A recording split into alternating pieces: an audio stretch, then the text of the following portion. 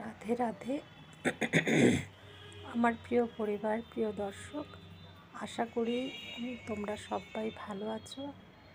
দেশে বিদেশে যে যেখানেই আছো সবার মঙ্গল কামনা করে আমি ভূমিকা মীনাক্ষী, ইন্ডিয়ার ওয়েস্ট বেঙ্গল থেকে আবারও তোমাদের কাছে আসলাম একটুখানি ছোট্ট ভিডিও নিয়ে, একটু তোমাদের সাথে কথা বলার জন্য।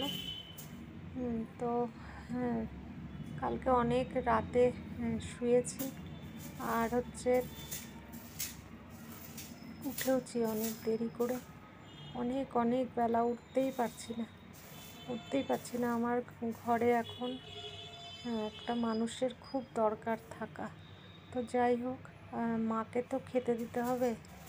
তো মা ঘুম থেকে উঠে সকালবেলায় যথারীতি বারবার আমার কাছে চলে আসে, যার জন্য আমি যেটুকু বা ঘুমিয়ে থাকি আর ঘুমাতে পারি না।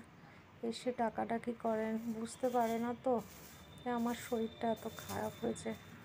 তো কী করবো, আর কিছু করার নেই। তো এদিকে বিছানাটা তুলে নিলাম।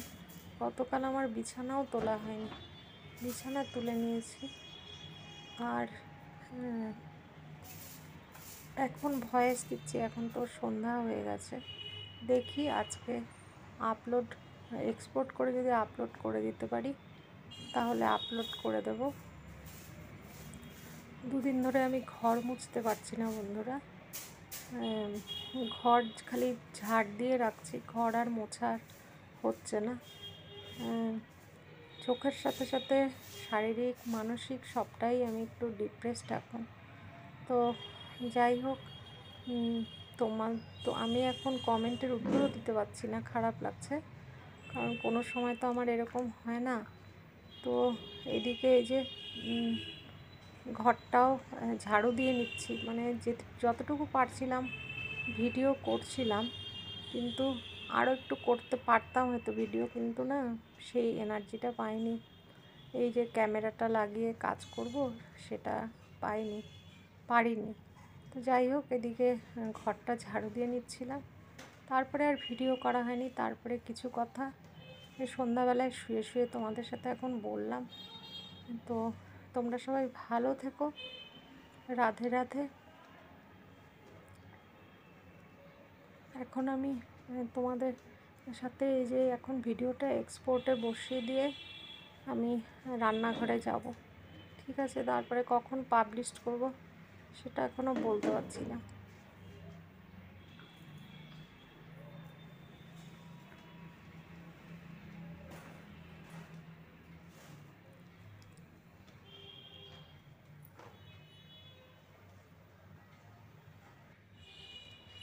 বন্ধুরা, এখন বাজে সন্ধে 6:25। তো ভাবলাম একটু তোমাদের সাথে কথা বলি। আমার ভয়েসটাও কমে গেছে, জানি না কতদূর তোমাদের কাছে শব্দ গিয়ে আমার পৌঁছাচ্ছে। শরীরটাও ভালো নেই, ভয়েসটাও কমে গেছে। এক তো চোখের প্রচণ্ড প্রবলেম, চোখের ভেতরটা একদম কচকচ করছে, আঠা হয়ে যাচ্ছে, চোখ ভারী হয়ে গেছে। বুঝতে পারছো কি না জানি না, চোখটা ফুলে ভারী হয়ে আছে, খুবই কষ্ট পাচ্ছি। তারপর কাজ টুকটাক করছি না তা না, কাজ করা ছাড়া আমার তো উপায় নেই, করতেই হবে। কিন্তু সেটা যে ভিডিও অন করব সেই রকম আমার এনার্জি পাচ্ছি না বন্ধুরা।